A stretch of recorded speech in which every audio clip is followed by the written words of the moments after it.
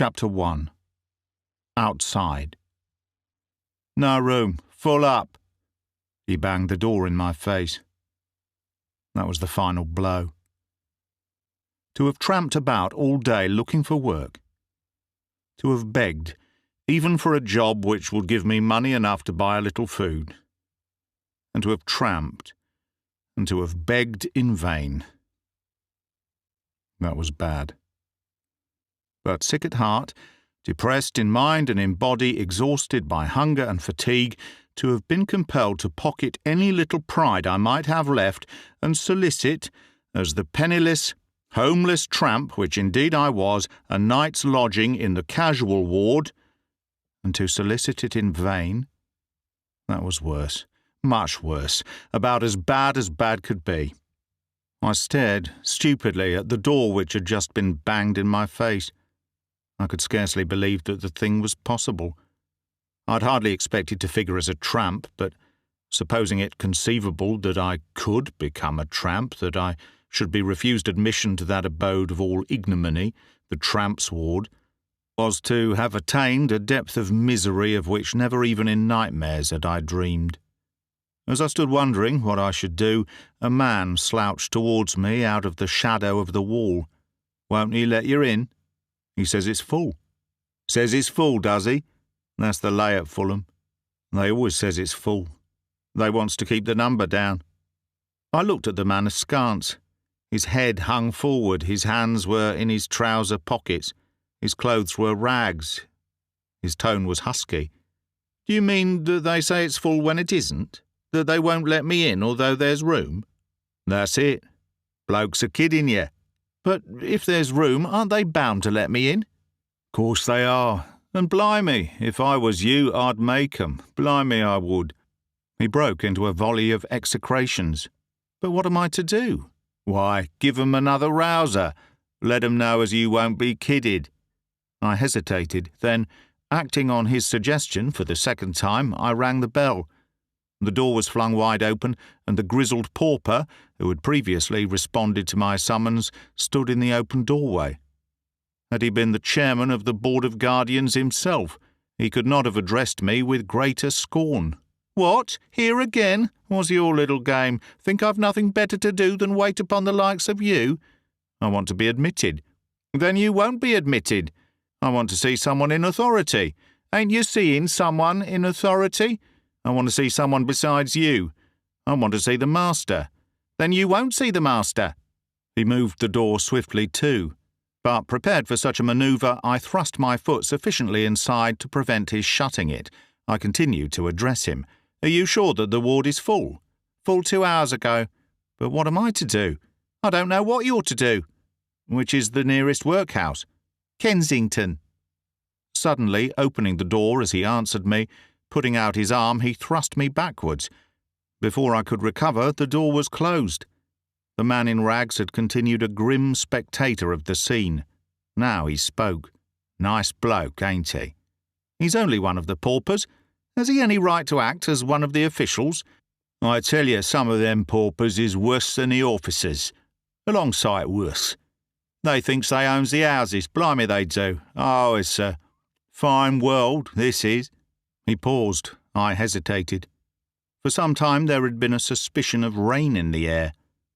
Now it was commencing to fall in a fine but soaking drizzle. It only needed that to fill my cup to overflowing. My companion was regarding me with a sort of sullen curiosity.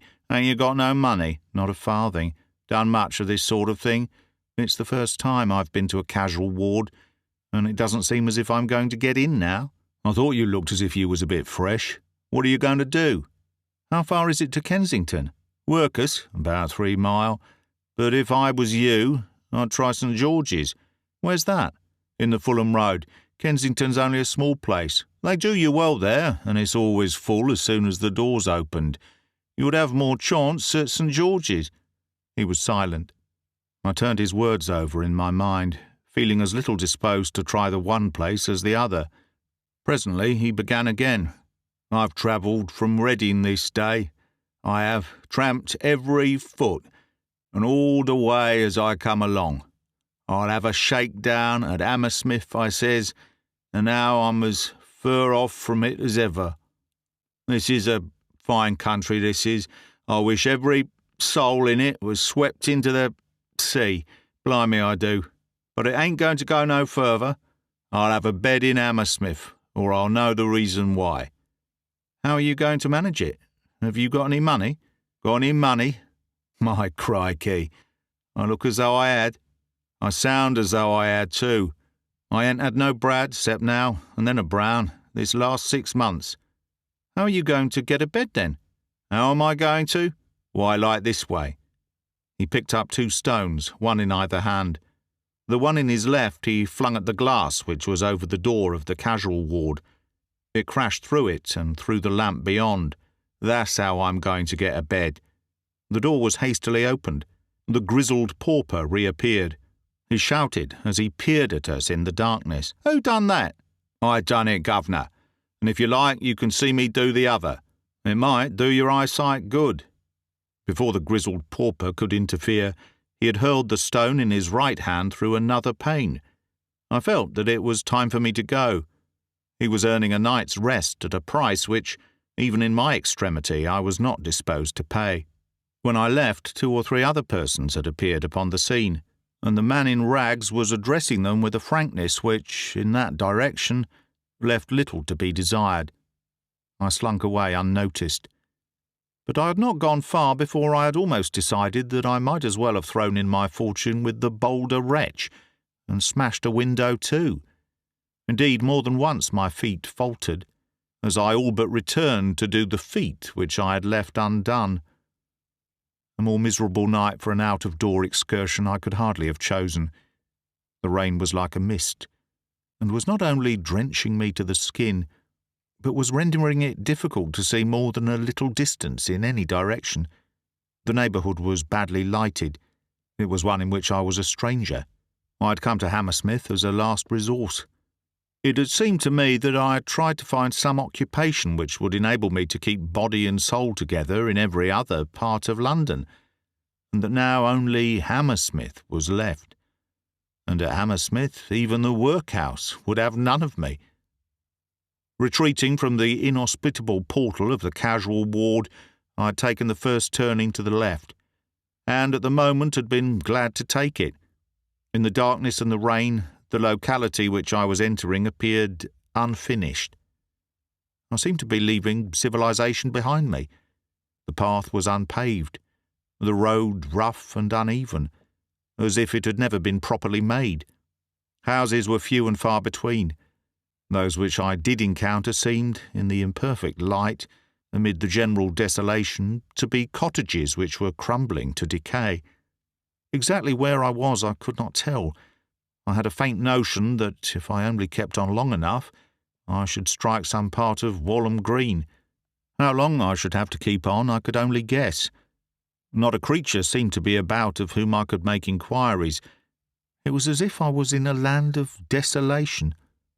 I suppose it was between 11 o'clock and midnight. I had not given up my quest for work till all the shops were closed, and in Hammersmith, that night at any rate, they were not early closers. Then I had lounged about dispiritedly, wondering what was the next thing I could do. It was only because I feared that if I attempted to spend the night in the open air, without food, when the morning came I should be broken up and fit for nothing, that I sought a night's free board and lodging. It was really hunger which drove me to the workhouse door. That was Wednesday. Since the Sunday night preceding, nothing had passed my lips save water from the public fountains, with the exception of a crust of bread which a man had given me, whom I had found crouching at the root of a tree in Holland Park. For 3 days I had been fasting, practically all the time upon my feet. It seemed to me that if I had to go hungry till the morning, I should collapse. There would be an end.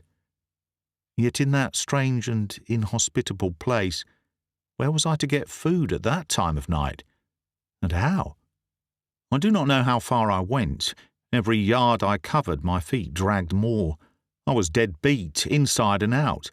I had neither strength nor courage left, and within, There was that frightful craving which was as though it shrieked aloud. I leant against some palings, dazed and giddy. If only death had come upon me quickly, painlessly. How true a friend I should have thought it. It was the agony of dying inch by inch which was so hard to bear. It was some minutes before I could collect myself sufficiently to withdraw from the support of the railings and to start afresh. I stumbled blindly over the uneven road. Once, like a drunken man, I lurched forward and fell upon my knees. Such was my backboneless state that for some seconds I remained where I was, half disposed to let things slide, accept the good the gods had sent me and make a night of it just there. A long night, I fancy, it would have been, stretching from time unto eternity. Having regained my feet, I had gone perhaps another couple of 100 yards along the road. Heaven knows that it seemed to me just then a couple of miles, when there came over me again that overpowering giddiness which, I take it, was born of my agony of hunger. I staggered helplessly against a low wall which just there was at the side of the path. Without it I should have fallen in a heap. The attack appeared to last for hours. I suppose it was only seconds, and when I came to myself it was as though I had been aroused from a swoon of sleep. Aroused to an extremity of pain, I exclaimed aloud, "For a loaf of bread, what wouldn't I do?" I looked about me, in a kind of frenzy. As I did so, I for the first time became conscious that behind me was a house. It was not a large one. It was one of those so-called villas, which are springing up in multitudes all round London, and which are let at rentals of from £25 to £40 a year. It was detached. So far as I could see, in the imperfect light, there was not another building within 20 or 30 yards of either side of it. It was in 2 stories. There were 3 windows in the upper story. Behind each, the blinds were closely drawn. The hall door was on my right. It was approached by a little wooden gate. The house itself was so close to the public road that by leaning over the wall I could have touched either of the windows on the lower floor. There were 2 of them. One of them was a bow window. The bow window was open. The bottom centre sash was raised about 6 inches.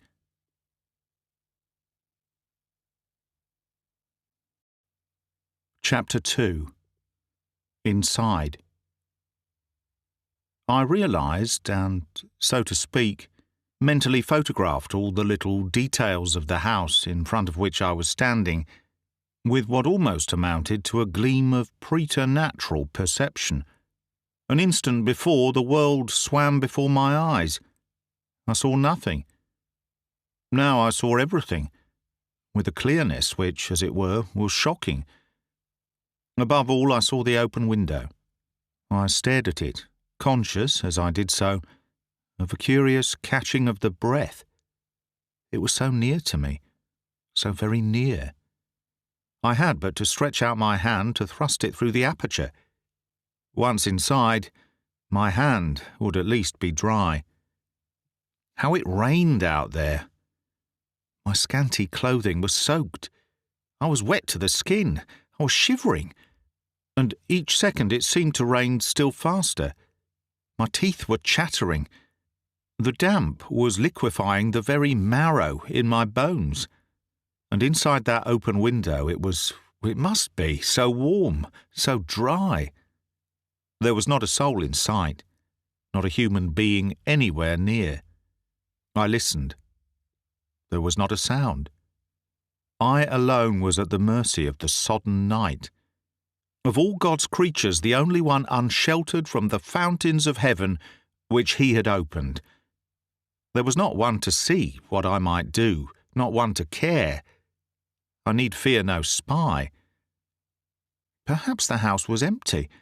Nay, probably.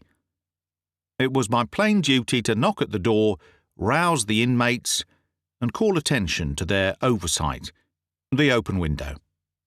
The least they could do would be to reward me for my pains.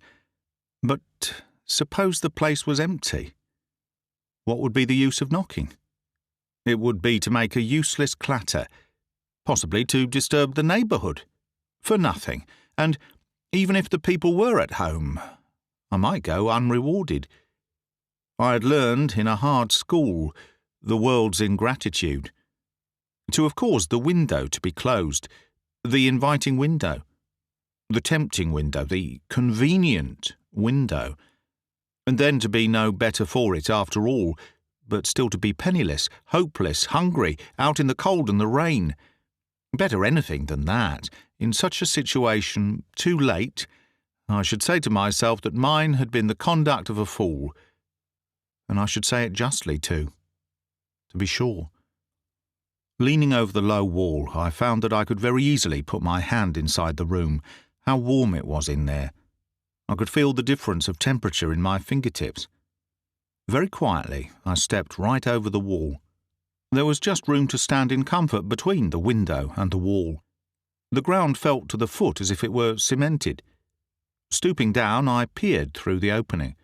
I could see nothing. It was black as pitch inside. The blind was drawn right up. It seemed incredible that anyone could be at home and have gone to bed, leaving the blind up and the window open.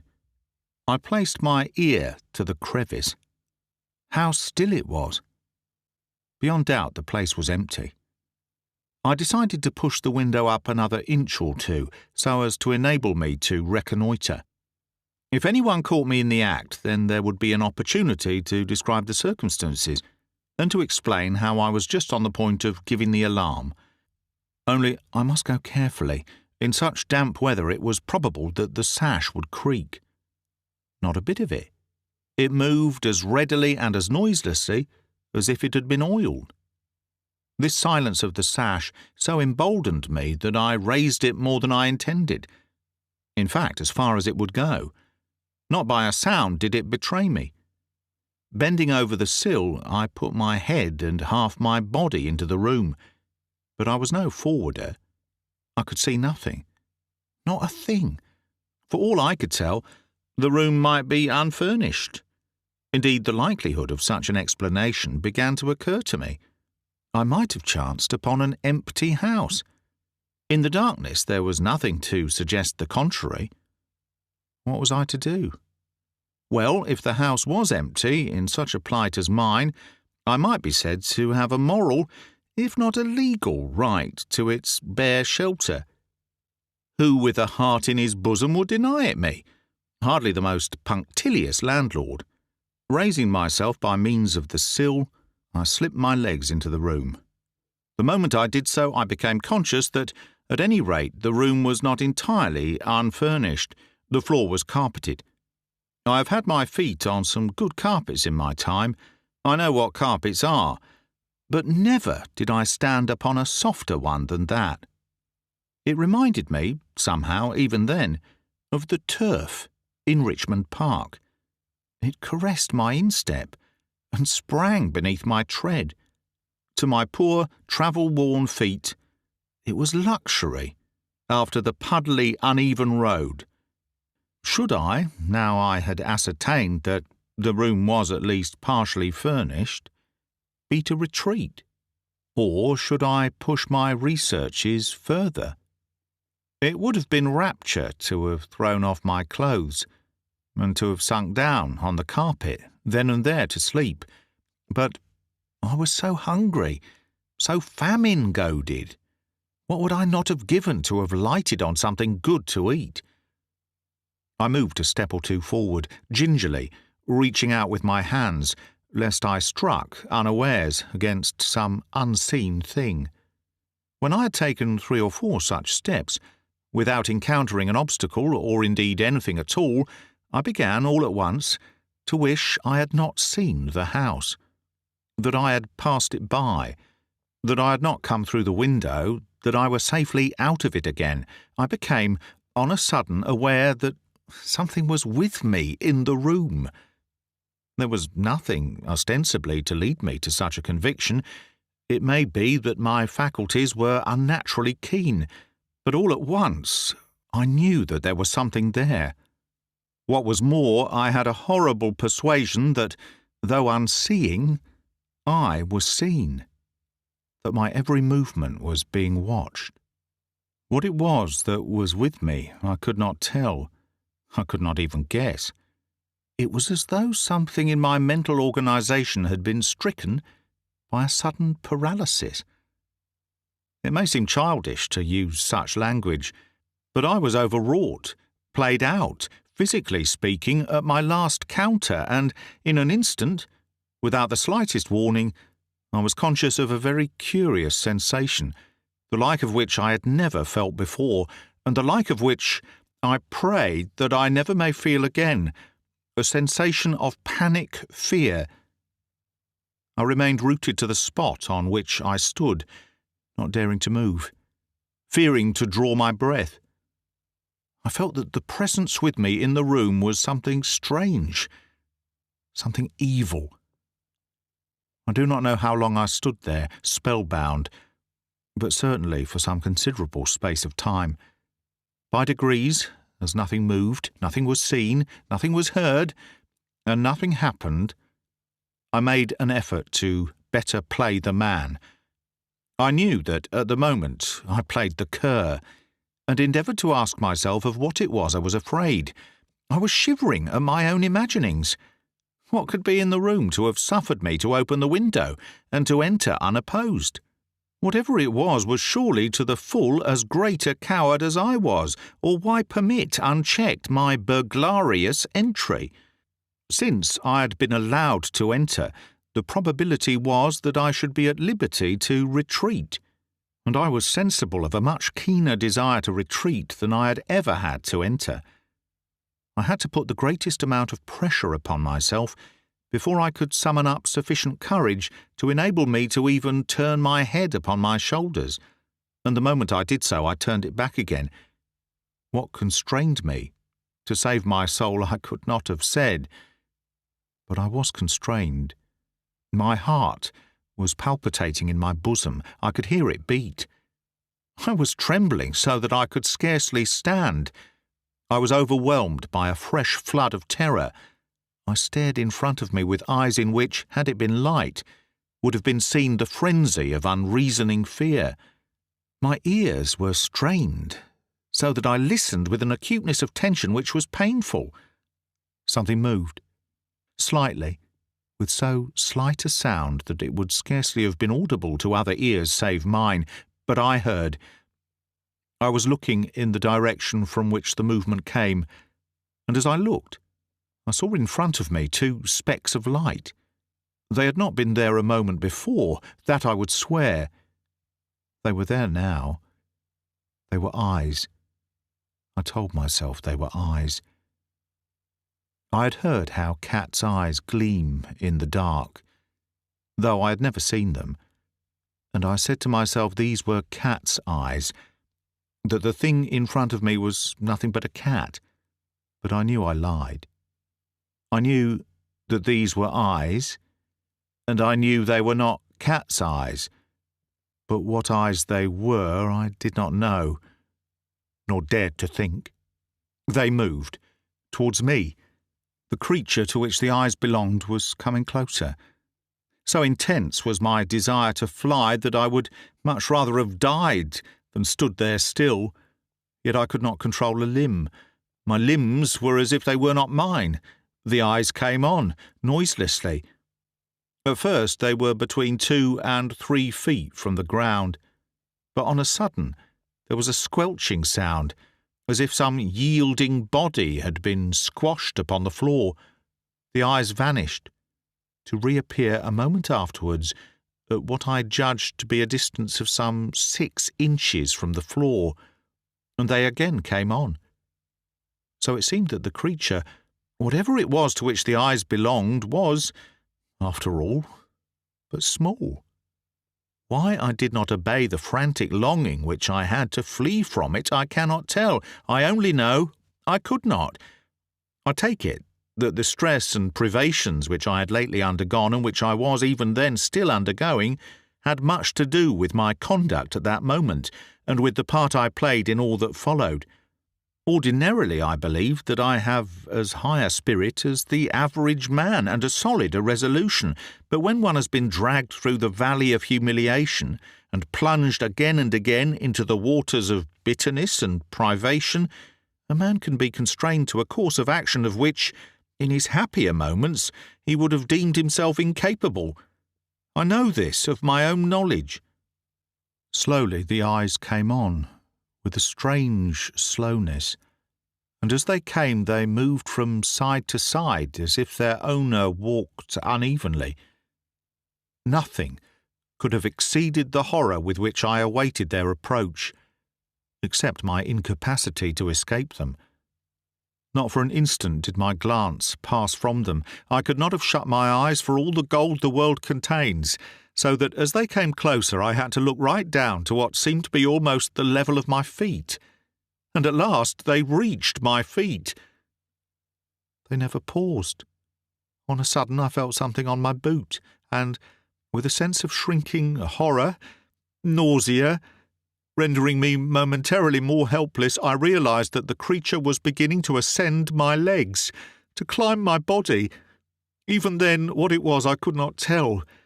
It mounted me apparently with as much ease as if I had been horizontal instead of perpendicular. It was as though it were some gigantic spider, a spider of nightmares, a monstrous conception of some dreadful vision. It pressed lightly against my clothing with what might for all the world have been spider's legs. There was an amazing host of them. I felt the pressure of each separate one. They embraced me softly, stickily, as if the creature glued and unglued them each time it moved. Higher and higher, it had gained my loins. It was moving towards the pit of my stomach. The helplessness with which I suffered its invasion was not the least part of my agony. It was that helplessness which we know in dreadful dreams. I understood quite well that if I did but give myself a hearty shake, the creature would fall off. But I had not a muscle at my command. As the creature mounted, its eyes began to play the part of two small lamps. They positively emitted rays of light. By their rays I began to perceive faint outlines of its body. It seemed larger than I had supposed. Either the body itself was slightly phosphorescent, or it was of a peculiar yellow hue. It gleamed in the darkness.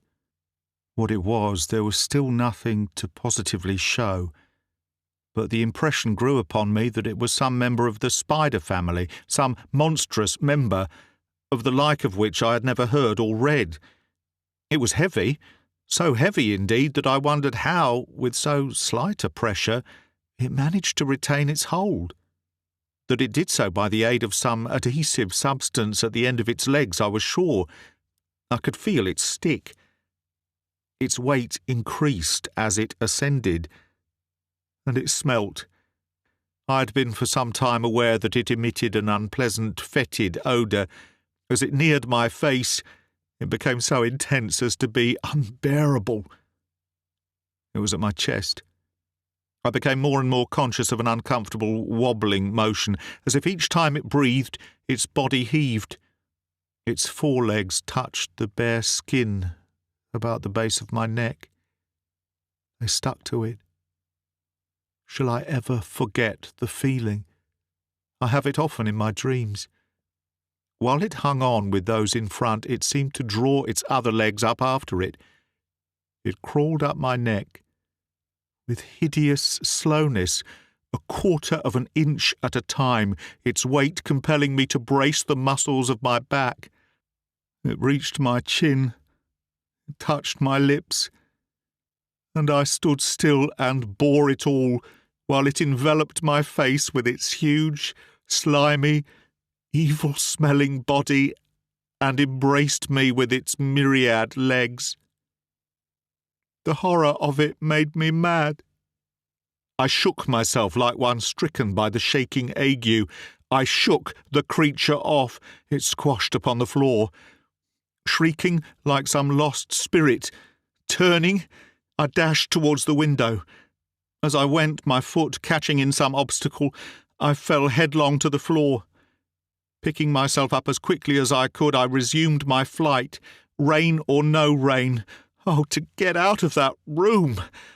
I already had my hand upon the sill. In another instant I should have been over it. Then, despite my hunger, my fatigues, let anyone have stopped me if they could, when someone behind me struck a light.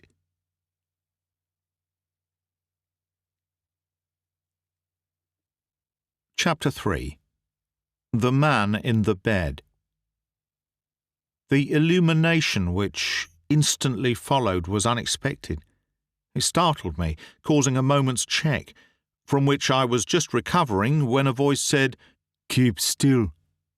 There was a quality in the voice which I cannot describe, not only an accent of command, but a something malicious, a something saturnine. It was a little guttural, though whether it was a man speaking, I could not have positively said. But I had no doubt it was a foreigner. It was the most disagreeable voice I had ever heard, and it had on me the most disagreeable effect, for when it said, "Keep still," I kept still. It was as though there was nothing else for me to do. "Turn round." I turned round, mechanically, like an automaton. Such passivity was worse than undignified. It was galling. I knew that well. I resented it with secret rage. But in that room, in that presence, I was invertebrate. When I turned, I found myself confronting someone who was lying in bed. At the head of the bed was a shelf. On the shelf was a small lamp, which gave the most brilliant light I had ever seen. It caught me full in the eyes, having on me such a blinding effect that for some seconds I could see nothing. Throughout the whole of that strange interview I cannot affirm that I saw clearly. The dazzling glare caused dancing specks to obscure my vision, yet, after an interval of time, I did see something, and what I did see I'd rather have left unseen. I saw someone in front of me lying in a bed. I could not at once decide if it was a man or a woman. Indeed, at first I doubted if it was anything human, but afterwards I knew it to be a man, for this reason, if for no other, that it was impossible such a creature could be feminine. The bedclothes were drawn up to his shoulders, only his head was visible. He lay on his left side, his head resting on his left hand, motionless, eyeing me, as if he sought to read my inmost soul, and in very truth I believe he read it. His age I could not guess. Such a look of age I had never imagined. Had he asserted that he had been living through the ages, I should have been forced to admit that at least he looked it. And yet I felt that it was quite within the range of possibility that he was no older than myself. There was a vitality in his eyes which was startling. It might have been that he had been afflicted by some terrible disease, and it was that which had made him so supernaturally ugly. There was not a hair upon his face or head, but, to make up for it, the skin, which was a saffron yellow, was an amazing mass of wrinkles. The cranium, and, indeed, the whole skull, was so small as to be disagreeably suggestive of something animal. The nose, on the other hand, was abnormally large. So extravagant were its dimensions, and so peculiar its shape, it resembled the beak of some bird of prey. A characteristic of the face, and an uncomfortable one, was that, practically, it stopped short at the mouth. The mouth, with its blubber lips, came immediately underneath the nose, and chin, to all intents and purposes, there was none. This deformity, for the absence of chin amounted to that, it was which gave to the face the appearance of something not human. That, and the eyes. For so marked a feature of the man were his eyes that ere long it seemed to me that he was nothing but eyes. His eyes ran literally across the whole of the upper portion of his face, Remember, the face was unwontedly small and the columna of the nose was razor-edged.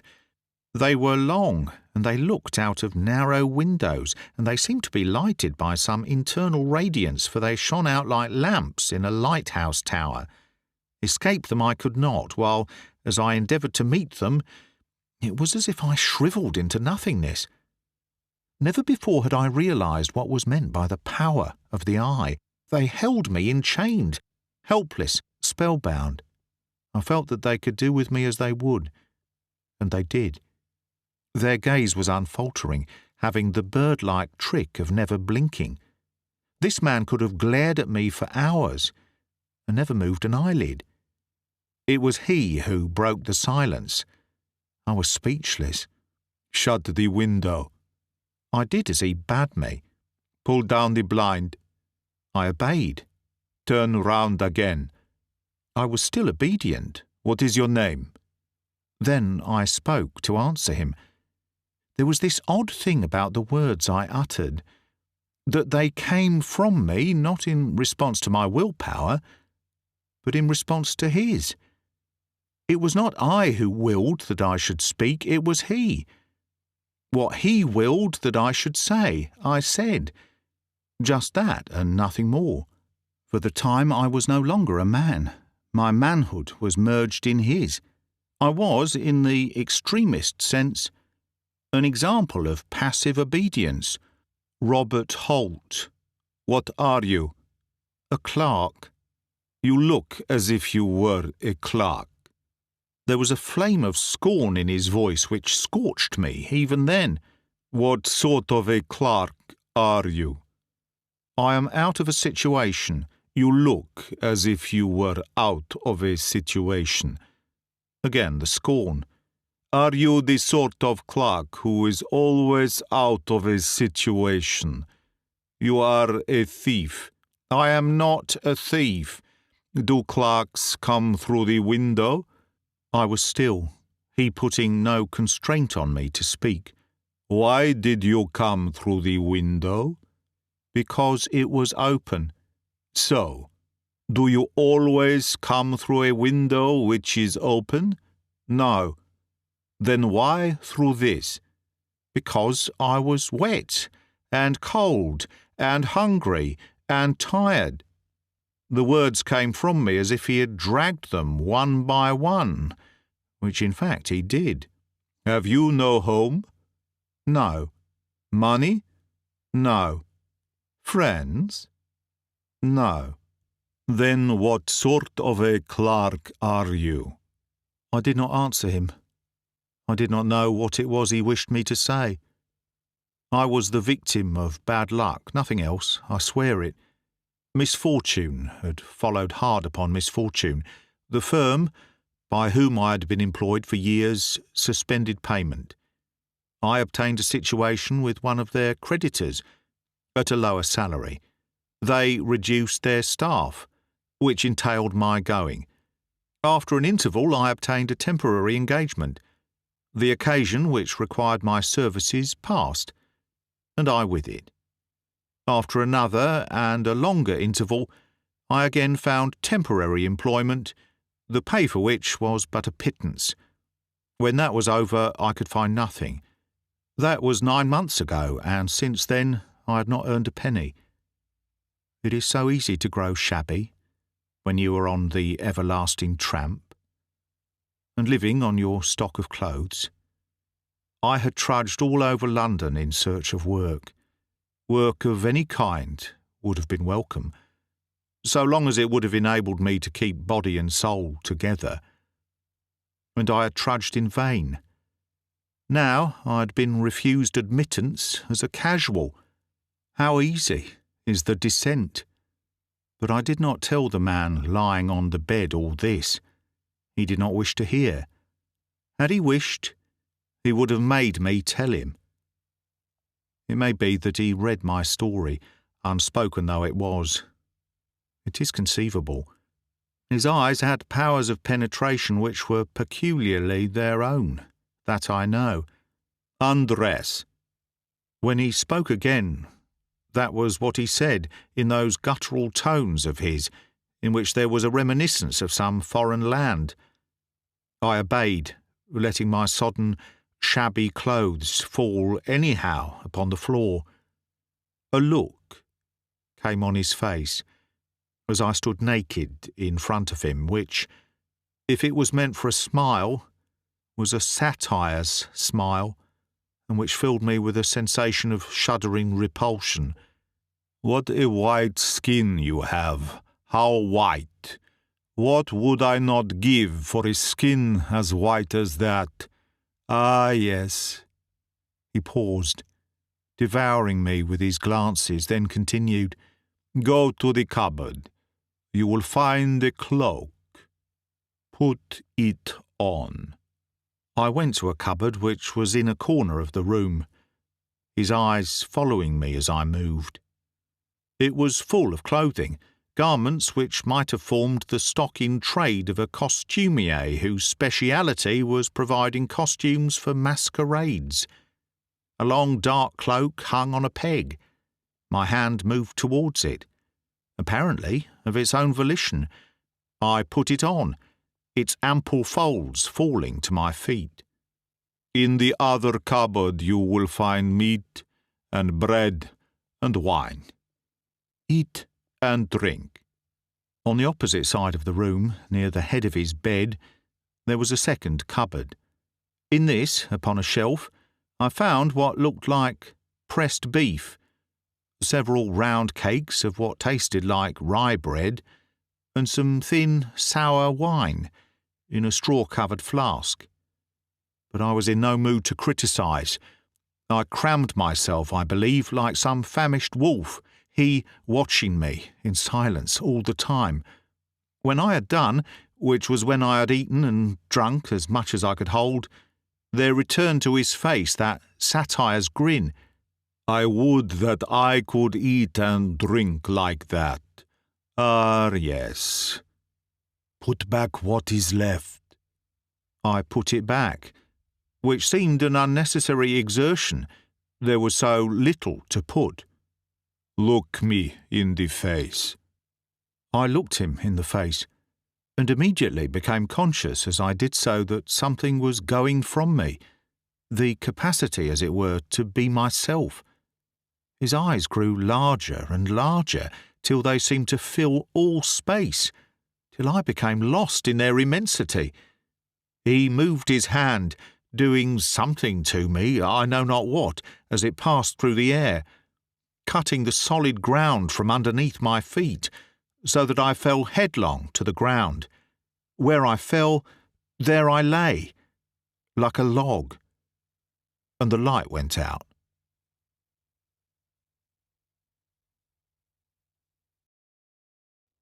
Chapter 4. A Lonely Vigil. I knew that the light went out, for not the least singular, nor indeed the least distressing part of my condition was the fact that, to the best of my knowledge and belief, I never once lost consciousness during the long hours which followed. I was aware of the extinction of the lamp, and of the black darkness which ensued. I heard a rustling sound as if the man in the bed was settling himself between the sheets. Then all was still. And throughout that interminable night I remained, my brain awake, my body dead, waiting, watching for the day. What had happened to me I could not guess. That I probably wore some of the external evidences of death my instinct told me. I knew I did. Paradoxical though it may sound, I felt as a man might feel who had actually died. As in moments of speculation in the days gone by, I had imagined it as quite possible that he would feel. It is very far from certain that feeling necessarily expires with what we call life. I continually asked myself if I could be dead. The inquiry pressed itself on me with awful iteration. Does the body die and the brain, the I, the ego, still live on? God only knows. But then, the agony of the thought. The hours passed. By slow degrees the silence was eclipsed. Sounds of traffic, of hurrying footsteps, life, were ushers of the morn. Outside the window, sparrows twittered, a cat mewed, a dog barked. There was the clatter of a milk can. Shafts of light stole past the blind, increasing in intensity. It still rained. Now and again it pattered against the pane. The wind must have shifted, because for the first time there came, on a sudden, the clang of a distant clock striking the hour. 7. Then, with the interval of a lifetime between each chiming, 8, 9, 10. So far, in the room itself, there had not been a sound. When the clock had struck 10, as it seemed to me, years ago, there came a rustling noise from the direction of the bed. Feet stepped upon the floor, moving towards where I was lying. It was, of course, now broad day, and I presently perceived that a figure, clad in some queer coloured garment, was standing at my side, looking down at me.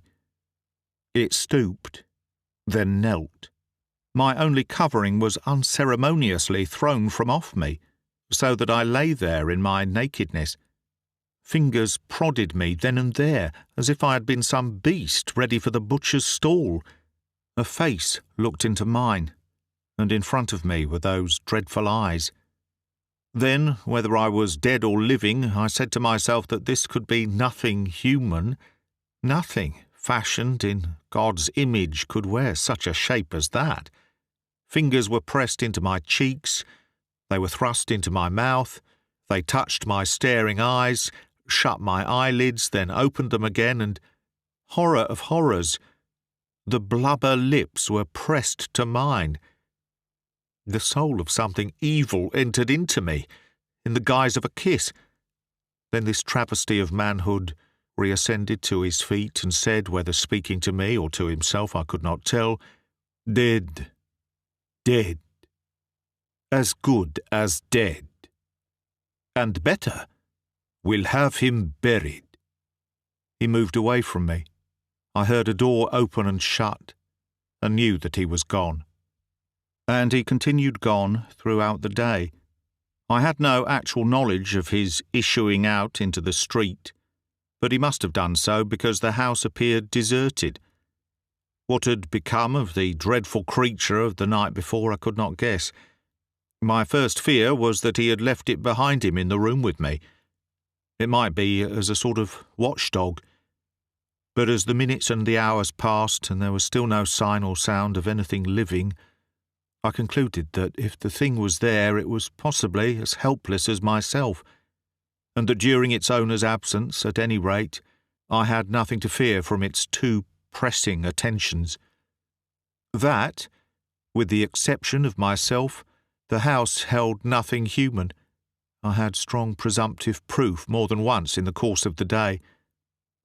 Several times, both in the morning and the afternoon, people without endeavoured to attract the attention of whoever was within.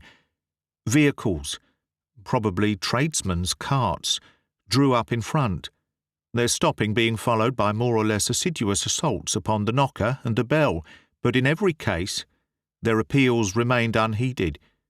Whatever it was they wanted, they had to go unsatisfied away.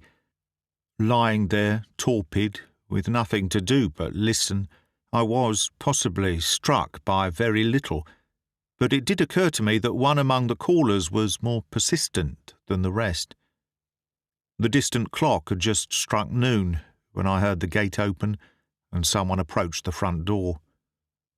Since nothing but silence followed, I supposed that the occupant of the place had returned, and had chosen to do so as silently as he had gone. Presently, however, there came from the doorstep a slight but peculiar call, as if a rat was squeaking. It was repeated 3 times, and then there was the sound of footsteps quietly retreating, and the gate reclosing. Between 1 and 2 the caller came again. There was a repetition of the same signal.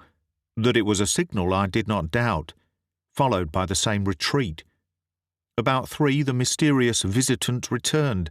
The signal was repeated, and when there was no response, fingers tapped softly against the panels of the front door.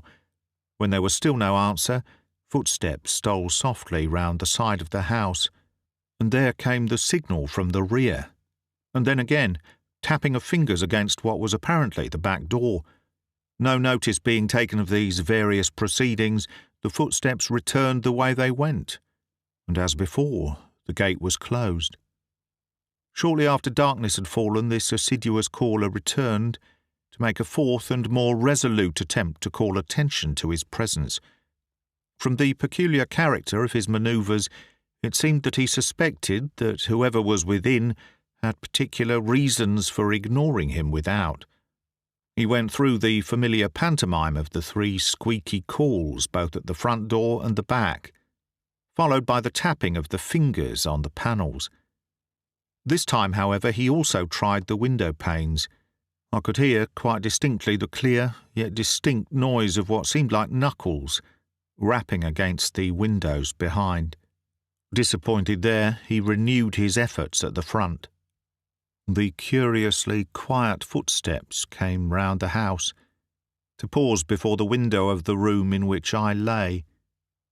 And then something singular occurred.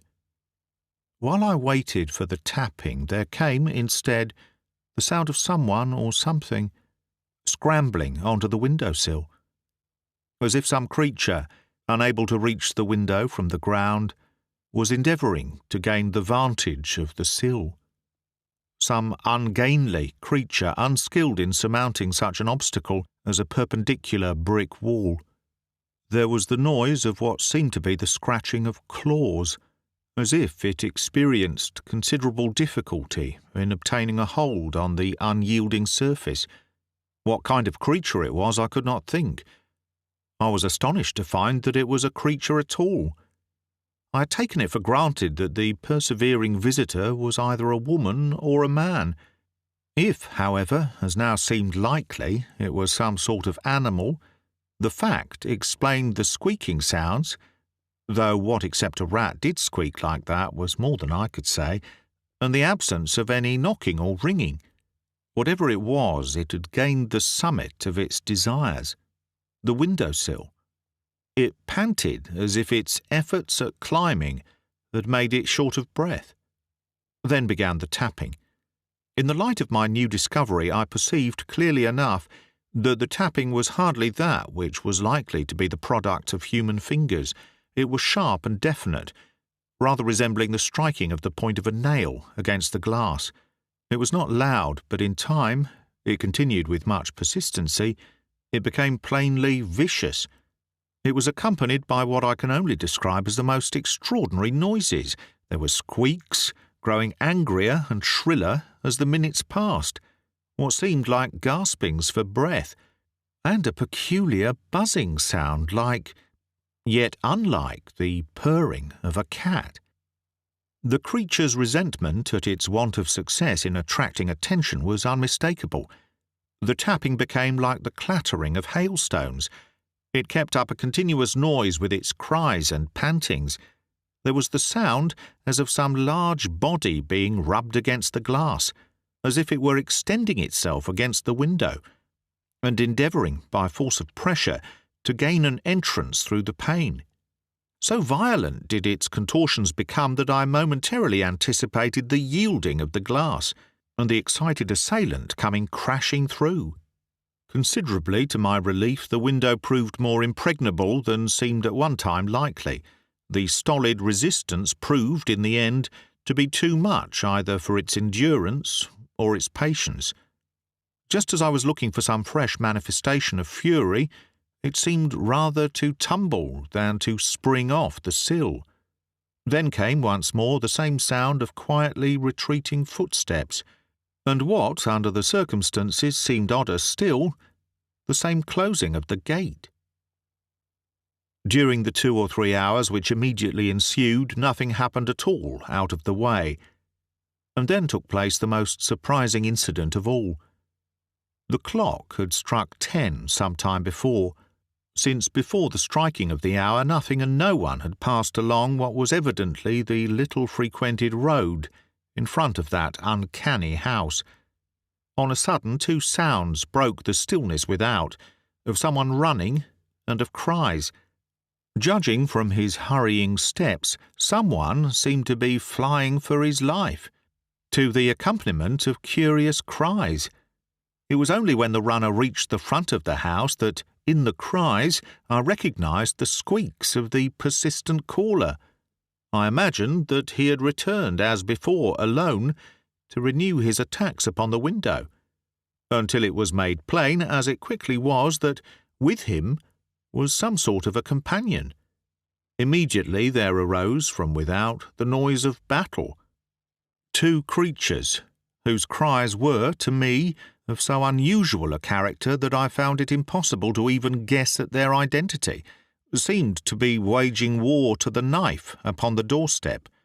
After a minute or two of furious contention, victory seemed to rest with one of the combatants, for the other fled, squeaking as with pain, while I listened with strained attention for the next episode in this queer drama, expecting that now would come another assault upon the window.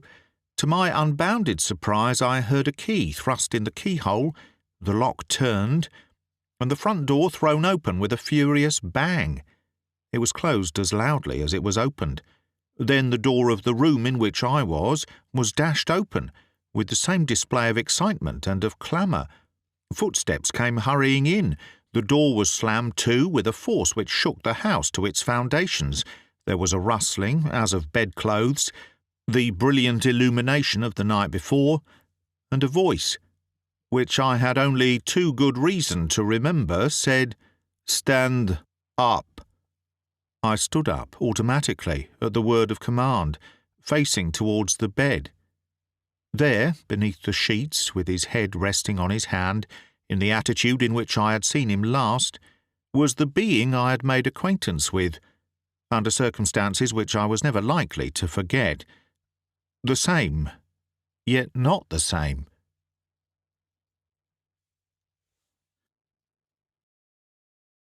Chapter 5. An instruction to commit burglary.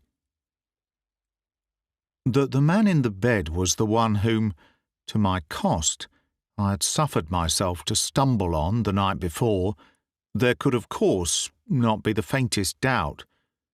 And yet, directly I saw him, I recognised that some astonishing alteration had taken place in his appearance. To begin with, he seemed younger. The decrepitude of age had given place to something very like the fire of youth. His features had undergone some subtle change. His nose, for instance, was not by any means so grotesque. Its beak-like quality was less conspicuous. The most part of his wrinkles had disappeared, as if by magic, and, though his skin was still as yellow as saffron, his contours had rounded. He had even come into possession of a modest allowance of chin. But the most astounding novelty was that about the face there was something which was essentially feminine. So feminine, indeed, that I wondered if I could by any possibility have blundered and mistaken a woman for a man. Some ghoulish example of her sex, who had so yielded to her depraved instincts as to have become nothing but a ghastly reminiscence of womanhood. The effect of the changes which had come about in his appearance, for after all I told myself that it was impossible that I could have been such a simpleton as to have been mistaken on such a question as gender, was heightened by the self-evident fact that, very recently, he had been engaged in some pitched battle, some hand-to-hand and probably discreditable encounter, from which he had borne away uncomfortable proofs of his opponent's prowess. His antagonist could hardly have been a chivalrous fighter, for his countenance was marked by a dozen different scratches, which seemed to suggest that the weapons used had been someone's fingernails. It was perhaps because the heat of the battle was still in his veins that he was in such a state of excitement. He seemed to be almost overwhelmed by the strength of his own feelings. His eyes seemed literally to flame with fire. The muscles of his face were working as if they were wholly beyond his own control. When he spoke, his accent was markedly foreign. The words rushed from his lips in an inarticulate torrent. He kept repeating the same thing over and over again in a fashion which was not a little suggestive of insanity. "So you're not dead, you're not dead, you're alive, you're alive. Well, how does it feel to be dead? I ask you. Is it not good to be dead? To keep dead is better, it is best of all. To have made an end of all things, to cease to strive and to cease to weep, to cease to want and to cease to have, to cease to annoy and to cease to long, to no more care, no, not for anything, to put from you the curse of life forever. Is that not the best? Oh yes, I tell you, do I not know? But for you such knowledge is not yet. For you there is the return to life, the coming out of death. You shall live on. For me, live on." He made a movement with his hand, and directly he did so, it happened, as on the previous evening, that a metamorphosis took place in the very abysses of my being. I woke from my torpor, as he put it. I came out of death and was alive again. I was far yet from being my own man. I realized that he exercised on me a degree of mesmeric force which I had never dreamed that one creature could exercise on another, but at least I was no longer in doubt as to whether I was or was not dead. I knew I was alive. He lay watching me, as if he was reading the thoughts which occupied my brain, and for all I know he was. "Robert Holt, you are a thief." I am not. My own voice, as I heard it, startled me. It was so long since it had sounded in my ears. "You are a thief. Only thieves come through windows. Did you not come through the window?" I was still. What would my contradiction have availed me? "But it is well that you came through the window. Well, you are a thief. Well, for me, it is you that I am wanting. At the happy moment you have dropped yourself into my hands in the nick of time, for you are my slave, at my beck and call, my familiar spirit to do with as I will. You know this, eh?" I did know it, and the knowledge of my impotence was terrible. I felt that if I could only get away from him, only release myself from the bonds with which he had bound me about, only remove myself from the horrible glamour of his near neighbourhood, only get 1 or 2 square meals, and have an opportunity of recovering from the enervating stress of mental and bodily fatigue. I felt that then I might be something like his match, and that a second time he would endeavour in vain to bring me within the compass of his magic. But as it was, I was conscious that I was helpless, and the consciousness was agony. He persisted in reiterating his former falsehood. "I say you are a thief, Robert Holt, a thief. You came through a window for your own pleasure, now you will go through a window for mine. Not this window, but another." Where the jest lay I did not perceive, but it tickled him, for a grating sound came from his throat which was meant for laughter. "This time it is as a thief that you will go. Oh yes, be sure." He paused, as it seemed, to transfix me with his gaze. His unblinking eyes never for an instant quitted my face. With what a frightful fascination they constrained me, and how I loathed them. When he spoke again there was a new intonation in his speech, something bitter, cruel, unrelenting. "Do you know Paul Lessingham?" He pronounced the name as if he hated it, and yet as if he loved to have it on his tongue. "What Paul Lessingham?" "There is only one Paul Lessingham.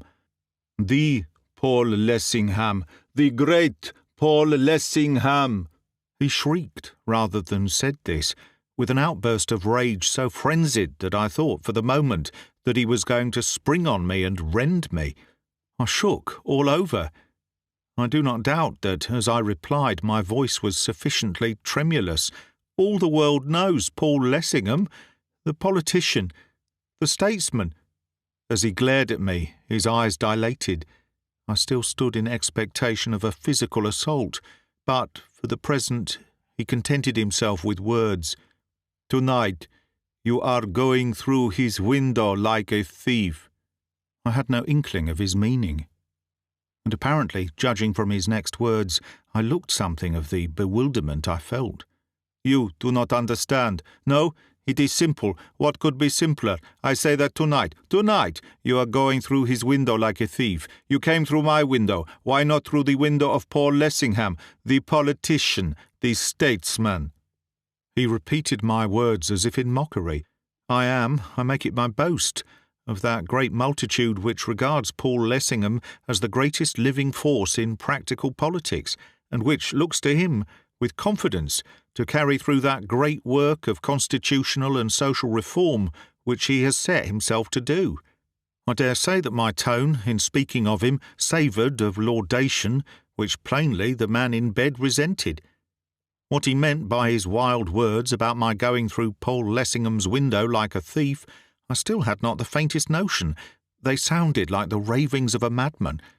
As I continued silent, and he yet stared, there came into his tone another note, a note of tenderness, a note of which I had not deemed him capable. "He is good to look at, Paul Lessingham. Is he not good to look at?" I was aware that physically Mr. Lessingham was a fine specimen of manhood, but I was not prepared for the assertion of the fact in such a quarter, nor for the manner in which the temporary master of my fate continued to harp and enlarge upon the theme. "He is straight as the mast of a ship. He is tall, his skin is white, he is strong. Do I not know that he is strong? How strong! Oh, yes. Is there a better thing than to be his wife, his well-beloved, the light of his eyes? Is there for a woman a happier chance? Oh, no, not one. His wife, Paul Lessingham." As, with soft cadences, he gave vent to these unlooked-for sentiments, the fashion of his countenance was changed. A look of longing came into his face, of savage, frantic longing which, unalluring though it was, for the moment transfigured him. But the mood was transient. To be his wife, oh yes, the wife of his scorn, the despised and rejected. The return to the venom of his former bitterness was rapid. I could not but feel that this was the natural man, though why a creature such as he was should go out of his way to apostrophize in such a manner a publicist of Mr. Lessingham's eminence, surpassed my comprehension, yet he stuck to his subject like a leech, as if it had been one in which he had an engrossing personal interest. "He is a devil, hard as the granite rock, cold as the snows of Ararat. In him there is none of life's warm blood. He is accursed, he is false, aye, false as the fables of those who lie for love of lies. He is all treachery. Her whom he has taken to his bosom he would put away from him as if she had never been. He would steal from her like a thief in the night. He would forget she ever was. But the avenger follows after, lurking in the shadows, hiding among the rocks, waiting, watching, till his time shall come, and it shall come, the day of the avenger. Aye, the day." Raising himself to a sitting posture, he threw his arms above his head and shrieked with a demoniac fury. Presently he became a trifle calmer. Reverting to his recumbent position, resting his head upon his hand, he eyed me steadily, then asked me a question which struck me as being, under the circumstances, more than a little singular. "You know this house, the house of the great Paul Lessingham, the politician, the statesman?" "I do not." "You lie, you do." The words came from him with a sort of snarl, as if he would have lashed me across the face with them. "I do not. Men in my position are not acquainted with the residences of men in his. I may at some time have seen his address in print, but if so, I've forgotten it." He looked at me intently for some moments, as if to learn if I spoke the truth, and apparently at last was satisfied that I did. "You do not know it? Well, I will show it you. I will show you the house of the great Paul Lessingham." What he meant I did not know, but I was soon to learn. An astounding revelation it proved to be. There was about his manner something hardly human, something which, for want of a better phrase, I would call vulpine. In his tone there was a mixture of mockery and bitterness, as if he wished his words to have the effect of corrosive sublimate, and to sear me as he uttered them. "Listen with all your ears, give me your whole attention, hearken to my bidding, so that you may do as I bid you. Not that I fear your obedience, oh no." He paused, as if to enable me to fully realize the picture of my helplessness conjured up by his jibes. "You came through my window like a thief. You will go through my window like a fool. You will go to the house of the great Paul Lessingham. You say you do not know it? Well, I will show it you. I will be your guide. Unseen in the darkness and the night, I will stalk beside you and will lead you to where I would have you go. You will go just as you are, with bare feet and head uncovered, and with but a single garment to hide your nakedness. You will be cold, your feet will be cut and bleeding, but what better does a thief deserve? If any see you, at the least they will take you for a madman. There will be trouble, but have no fear, bear a bold heart. None shall see you while I stalk at your side. I will cover you with the cloak of invisibility, so that you may come in safety to the house of the great Paul Lessingham." He paused again. What he said, wild and wanton though it was beginning to fill me with a sense of the most extreme discomfort. His sentences, in some strange, indescribable way, seemed, as they came from his lips, to warp my limbs, to enwrap themselves about me, to confine me tighter and tighter within, as it were, swaddling clothes, to make me more and more helpless.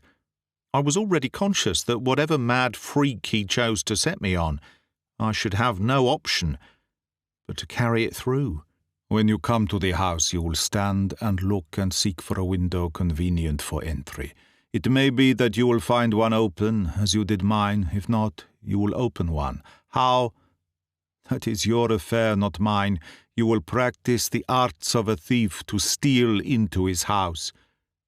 The monstrosity of his suggestion fought against the spell which he again was casting upon me, and forced me into speech, endowed me with the power to show that there still was in me something of a man, though every second the strands of my manhood, as it seemed, were slipping faster through the fingers which were strained to clutch them. "I will not." He was silent. He looked at me.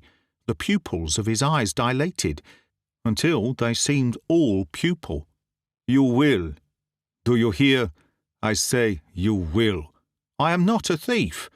I'm an honest man. Why should I do this thing?" "Because I bid you." "Have mercy." "On whom? On you or on Paul Lessingham, who at any time has shown mercy unto me, that I should show mercy unto any?" He stopped, and then again went on, reiterating his former incredible suggestion with an emphasis which seemed to eat its way into my brain. "You will practice the arts of a thief to steal into his house, and being in will listen. If all be still, you will make your way to the room he calls his study." "How shall I find it?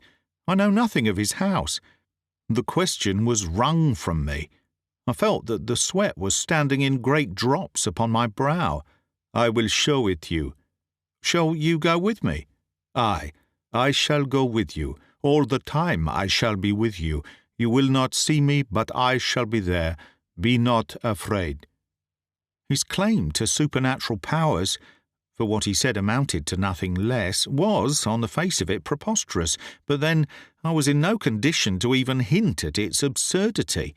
He continued, "When you have gained the study, you will go to a certain drawer, which is in a certain bureau in a corner of the room.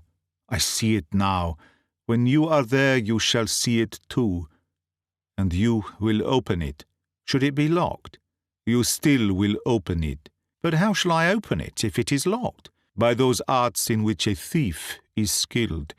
I say to you again that that is your affair, not mine." I made no attempt to answer him. even supposing that he forced me, by the wicked and unconscionable exercise of what I presumed were the hypnotic powers with which nature had to such a dangerous degree endowed him, to carry the adventure to a certain stage, since he could hardly at an instant's notice endow me with the knack of picking locks, should the drawer he alluded to be locked, which might Providence permit. Nothing serious might issue from it, after all. He read my thoughts. You will open it. Though it be doubly and trebly locked, I say that you will open it. In it you will find— He hesitated, as if to reflect. Some letters. It may be 2 or 3, I know not just how many. They are bound about by a silken ribbon. You will take them out of the drawer, and having taken them, you will make the best of your way out of the house, and bear them back to me. And should anyone come upon me while engaged in these nefarious proceedings, for instance, should I encounter Mr. Lessingham himself, what then? Paul Lessingham, you need have no fear if you encounter him. I need have no fear? If he finds me in his own house at dead of night, committing burglary, you need have no fear of him. On your account or on my own? At least he will have me hauled to jail. I say you need have no fear of him. I say what I mean. How then shall I escape his righteous vengeance? He is not the man to suffer a midnight robber to escape him scatheless. Shall I have to kill him? You will not touch him with a finger, nor will he touch you. By what spell shall I prevent him? By the spell of 2 words. What words are they? Should Paul Lessingham chance to come upon you, and find you in his house, a thief, and should seek to stay you from whatever it is you may be at, you will not flinch nor flee from him, but you will stand still, and you will say— Something in the crescendo accents of his voice, something weird and ominous, caused my heart to press against my ribs, so that when he stopped, in my eagerness I cried out, "What? The beetle!" As the words came from him in a kind of screech, the lamp went out, and the place was all in darkness, and I knew, so that the knowledge filled me with a sense of loathing, that with me in the room was the evil presence of the night before. 2 bright specks gleamed in front of me. Something flopped from off the bed onto the ground. The thing was coming towards me across the floor. It came slowly on, and on, and on. I stood still, speechless in the sickness of my horror, until, on my bare feet, it touched me with slimy feelers, and my terror lest it should creep up my naked body lent me voice, and I fell shrieking like a soul in agony. It may be that my shrieking drove it from me. At least it went. I knew it went, and all was still, until, on a sudden, the lamp flamed out again, and there, lying as before in bed, glaring at me with his baleful eyes, was the being whom, in my folly or in my wisdom, whichever it was, I was beginning to credit with the possession of unhallowed, unlawful powers. You will say that to him, those 2 words, they only, no more, and you will see what you will see. But Paul Lessingham is a man of resolution. Should he persist in interference, or seek to hinder you, you will say those 2 words again. You need do no more. Twice will suffice, I promise you. Now go. Draw up the blind, open the window, climb through it. Hasten to do what I have bidden you. I wait here for your return, and all the way I shall be with you.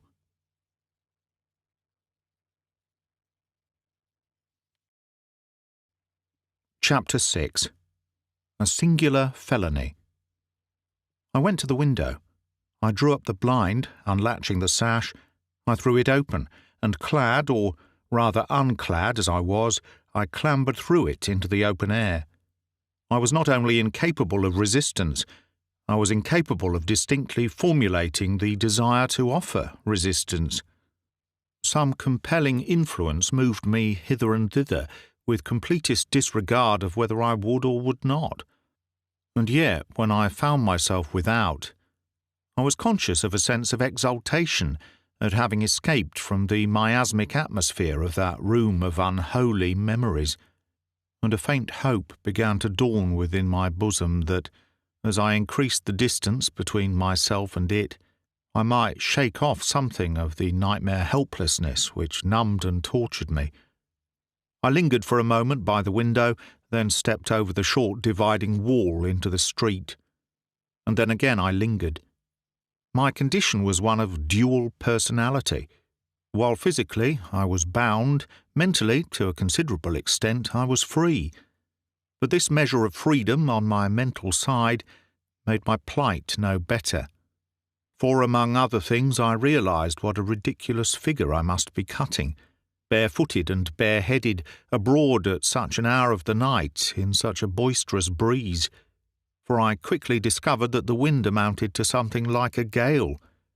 Apart from all other considerations, the notion of parading the streets in such a condition filled me with profound disgust, and I do believe that if my tyrannical oppressor had only permitted me to attire myself in my own garments, I should have started with a comparatively light heart on the felonious mission on which he apparently was sending me. I believe, too, that the consciousness of the incongruity of my attire increased my sense of helplessness, and that, had I been dressed as Englishmen are wont to be, who take their walks abroad, he would not have found in me on that occasion the facile instrument which, in fact, he did.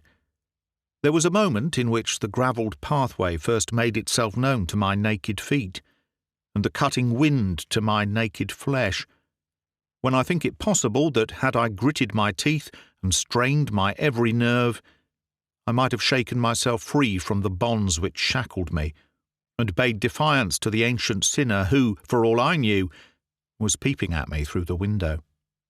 But so depressed was I by the knowledge of the ridiculous appearance I presented that, before I could take advantage of it, the moment passed, not to return again that night. I did catch, as it were, at its fringe, as it was flying past me, making a hurried movement to one side, the first I had made of my own initiative for hours. But it was too late. My tormentor, as if though unseen he saw, tightened his grip. I was whirled round and sped hastily onwards in a direction in which I certainly had no desire of travelling. All the way I never met a soul. I've since wondered whether in that respect my experience was not a normal one, whether it might not have happened to any. If so, there are streets in London, long lines of streets which, at a certain period of the night, in a certain sort of weather, probably the weather had something to do with it, are clean deserted, in which there is neither foot passenger nor vehicle, not even a policeman. The greater part of the route along which I was driven, I know no juster word, was one with which I had some sort of acquaintance. It led at first through what, I take it, was some part of Walham Green, then along the Lily Road, through Brompton, across the Fulham Road, through the network of streets leading to Sloane Street, across Sloane Street into Lowndes Square. Who goes that way goes some distance and goes through some important thoroughfares, yet not a creature did I see, nor, I imagine, was there a creature who saw me. As I crossed Sloane Street, I fancied that I heard the distant rumbling of a vehicle along the Knightsbridge Road, but that was the only sound I heard.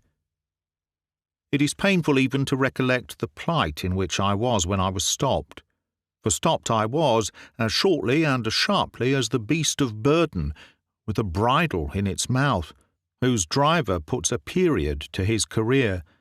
I was wet, intermittent gusts of rain were borne on the scurrying wind. In spite of the pace at which I had been brought, I was chilled to the bone, and, worst of all, my mud-stained feet, all cut and bleeding, were so painful, for unfortunately I was still susceptible enough to pain, that it was agony to have them come into contact with the cold and the slime of the hard, unyielding pavement. I had been stopped on the opposite side of the square, that nearest to the hospital, in front of a house which struck me as being somewhat smaller than the rest. It was a house with a portico. About the pillars of this portico was trellis work, and on the trellis work was trained some climbing plant. As I stood, shivering, wondering what would happen next, some strange impulse mastered me, and immediately, to my own unbounded amazement, I found myself scrambling up the trellis towards the veranda above. I am no gymnast, either by nature or by education. I doubt whether previously I had ever attempted to climb anything more difficult than a step-ladder. The result was that, though the impulse might be given me, the skill could not, and I had only ascended a yard or so when, losing my footing, I came slithering down upon my back. Bruised and shaken though I was not allowed to inquire into my injuries. In a moment I was on my feet again, and again I was impelled to climb, only, however, again to come to grief. This time the demon, or whatever it was that had entered into me, seeming to appreciate the impossibility of getting me to the top of that veranda, directed me to try another way. I mounted the steps leading to the front door, got on to the low parapet, which was at one side, thence onto the sill of the adjacent window. Had I slipped then, I should have fallen a sheer descent of at least 20 feet to the bottom of the deep area down below. But the sill was broad, and, if it is proper to use such language in connection with a transaction of the sort in which I was engaged, fortune favoured me. I did not fall. In my clenched fist I had a stone. With this I struck the pane of glass as with a hammer. Through the hole which resulted I could just insert my hand and reach the latch within. In another minute the sash was raised and I was in the house. I had committed burglary. As I look back and reflect upon the audacity of the whole proceeding, even now I tremble. Hapless slave of another's will, although in very truth I was, I cannot repeat too often that I realized to the full just what it was that I was being compelled to do, a fact which was very far from rendering my situation less distressful, and every detail of my involuntary actions was projected upon my brain in a series of pictures whose clear-cut outlines, so long as memory endures, will never fade. Certainly no professional burglar, nor indeed any creature in his senses, would have ventured to emulate my surprising rashness. The process of smashing the pane of glass, it was plate glass, was anything but a noiseless one. There was first the blow itself, then the shivering of the glass, then the clattering of the fragments into the area beneath. One would have thought that the whole thing would have made din enough to have roused the 7 sleepers, but here again the weather was on my side. About that time the wind was howling wildly. It came shrieking across the square. It is possible that the tumult which it made deadened all other sounds. Anyhow, as I stood within the room which I had violated, listening for signs of someone being on the alert, I could hear nothing. Within the house there seemed to be the silence of the grave. I drew down the window and made for the door. It proved by no means easy to find. The windows were obscured by heavy curtains, so that the room inside was dark as pitch. It appeared to be unusually full of furniture, an appearance due perhaps to my being a stranger in the midst of such Cimmerian blackness. I had to feel my way, very gingerly indeed, among the various impedimenta. As it was, I seemed to come into contact with most of the obstacles there were to come into contact with, stumbling more than once over footstools and over what seemed to be dwarf chairs. It was a miracle that my movements still continued to be unheard, but I believed that the explanation was that the house was well built, that the servants were the only persons in it at the time, that their bedrooms were on the top floor, that they were fast asleep, and that they were little likely to be disturbed by anything that might occur in the room which I had entered. Reaching the door at last, I opened it, listening for any promise of being interrupted, and, to adapt a hackneyed phrase, directed by the power which shaped my end, I went across the hall and up the stairs. I passed up the first landing and, on the second, moved to a door upon the right. I turned the handle, it yielded, the door opened. I entered, closing it behind me. I went to the wall just inside the door, found a handle, jerked it, and switched on the electric light. Doing, I make no doubt, all these things, from a spectator's point of view, so naturally that a judge and jury would have been with difficulty persuaded that they were not the product of my own volition. In the brilliant glow of the electric light, I took a leisurely survey of the contents of the room. It was, as the man in the bed had said it would be, a study. A fine, spacious apartment, evidently intended rather for work than for show. There were 3 separate writing tables, one very large and 2 smaller ones, all covered with an orderly array of manuscripts and papers. A typewriter stood at the side of one. On the floor, under and about them, were piles of books, portfolios, and official-looking documents. Every available foot of wall space on 3 sides of the room was lined with shelves, full as they could hold with books. On the 4th side, facing the door, was a large lock-up oak bookcase, and in the farther corner, a quaint old bureau. As soon as I saw this bureau, I went for it, straight as an arrow from a bow. Indeed, it would be no abuse of metaphor to say that I was propelled towards it like an arrow from a bow. It had drawers below, glass doors above, and between the drawers and the doors was a flap to let down. It was to this flap my attention was directed. I put out my hand to open it. It was locked at the top. I pulled at it with both hands. It refused to budge. So this was the lock I was, if necessary, to practice the arts of a thief to open.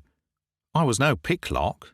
I had flattered myself that nothing, and no one, could make me such a thing. Yet now that I found myself confronted by that unyielding flap, I found that pressure, irresistible pressure, was being put upon me to gain, by any and every means, access to its interior. I had no option but to yield. I looked about me in search of some convenient tool with which to ply the felon's trade. I found it close beside me. Leaning against the wall, within a yard of where I stood, were examples of various kinds of weapons, among them spearheads. Taking one of these spearheads with much difficulty, I forced the point between the flap and the bureau. Using the leverage thus obtained, I attempted to prise it open. The flap held fast. The spearhead snapped in 2. I tried another with the same result. A third to fail again. There were no more. The most convenient thing remaining was a queer, heavy-headed, sharp-edged hatchet. This I took, brought the sharp edge down with all my force upon the refractory flap. The hatchet went through. Before I had done with it, it was open with a vengeance. But I was destined, on the occasion of my first, and I trust last, experience of the burglar's calling, to carry the part completely through. I had gained access to the flap itself, only to find that at the back were several small drawers, on one of which my observation was brought to bear in a fashion which it was quite impossible to disregard.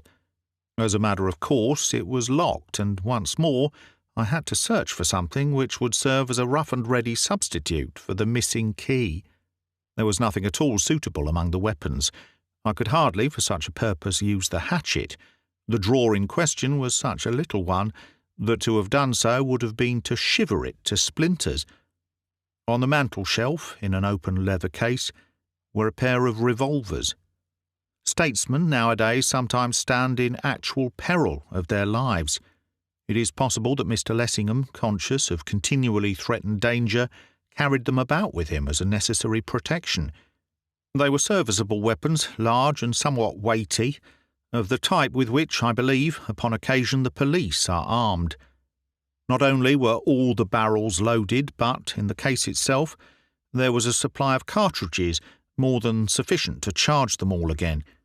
I was handling the weapons, wondering, if in my condition the word was applicable, what use I could make of them to enable me to gain admission to that drawer, when there came, on a sudden, from the street without, the sound of approaching wheels. There was a whirring within my brain as if someone was endeavouring to explain to me to what service to apply the revolvers, and I, perforce, strained every nerve to grasp the meaning of my invisible mentor. While I did so, the wheels drew rapidly nearer, and, just as I was expecting them to go whirling by, stopped, in front of the house. My heart leapt in my bosom. In a convulsion of frantic terror, again, during the passage of one frenzied moment, I all but burst the bonds that held me, and fled, haphazard, from the imminent peril. But the bonds were stronger than I. It was as if I had been rooted to the ground. A key was inserted in the keyhole of the front door. The lock was turned, the door thrown open. Firm footsteps entered the house. If I could, I would not have stood upon the order of my going, but gone at once, anywhere, anyhow. But at that moment my comings and goings were not matters in which I was consulted. Panic fear raging within, outwardly, I was calm as possible, and stood, turning the revolvers over and over, asking myself what it could be that I was intended to do with them. All at once it came to me, in an illuminating flash, I was to fire at the lock of the drawer, and blow it open. A madder scheme it would have been impossible to hit upon. The servants had slept through a good deal, but they would hardly sleep through the discharge of a revolver in a room below them, not to speak of the person who had just entered the premises, and whose footsteps were already audible as he came up the stairs. I struggled to make a dumb protest against the insensate folly which was hurrying me to infallible destruction, without success. For me there was only obedience. With a revolver in either hand, I marched towards the bureau as unconcernedly as if I would not have given my life to have escaped the denouement which I needed, but a slight modicum of common sense to be aware was close at hand. I placed the muzzle of one of the revolvers against the keyhole of the drawer to which my unseen guide had previously directed me, and pulled the trigger. The lock was shattered. The contents of the drawer were at my mercy. I snatched up a bundle of letters about which a pink ribbon was wrapped. Startled by the noise behind me, immediately following the report of the pistol, I glanced over my shoulder. The room door was open, and Mr. Lessingham was standing, with the handle in his hand.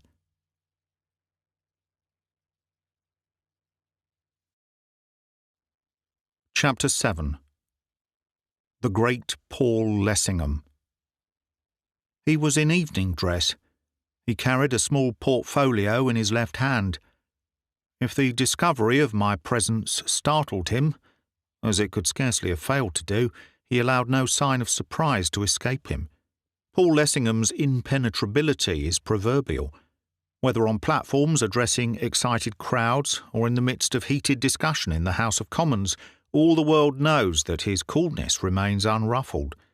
It is generally understood that he owes his success in the political arena in no slight measure to the adroitness which is born of his invulnerable presence of mind. He gave me a taste of its quality then.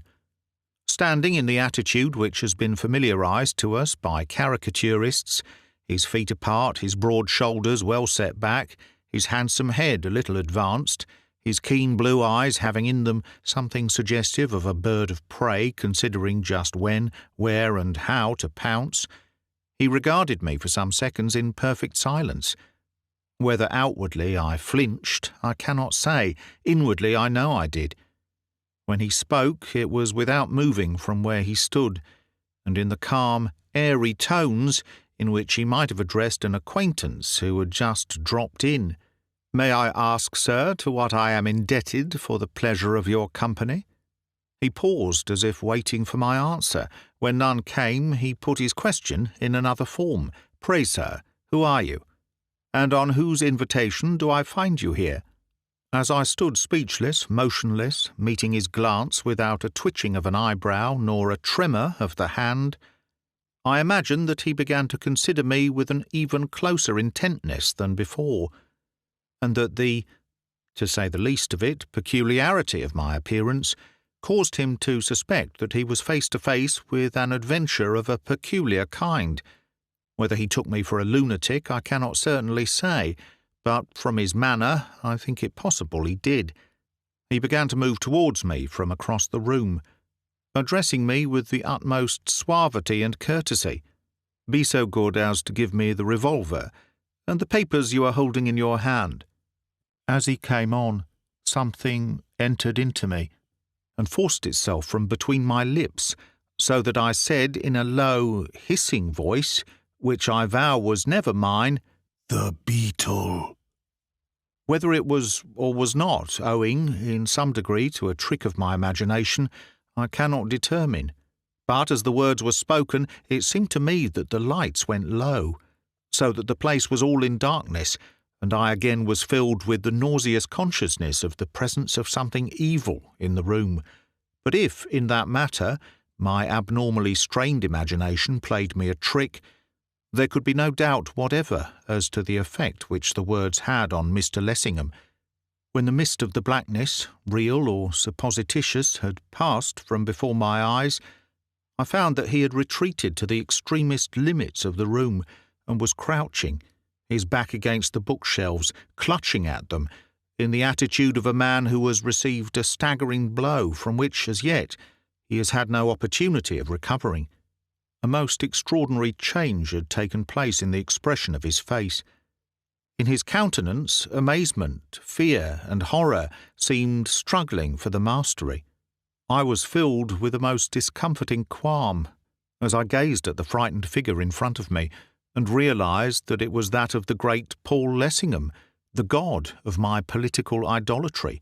"Who are you? In God's name, who are you?" His very voice seemed changed. His frenzied, choking accents would hardly have been recognized by either friend or foe. "Who are you? Do you hear me ask? Who are you? In the name of God, I bid you say." As he perceived that I was still, he began to show a species of excitement which it was unpleasant to witness, especially as he continued to crouch against the bookshelf, as if he was afraid to stand up straight. So far from exhibiting the impassivity for which he was renowned, all the muscles in his face and all the limbs in his body seemed to be in motion at once. He was like a man afflicted with the shivering ague. His very fingers were twitching aimlessly, as they were stretched out on either side of him, as if seeking for support from the shelves against which he leaned. "Where have you come from? What do you want? Who sent you here? What concern have you with me? Is it necessary that you should come and play these childish tricks with me? Why?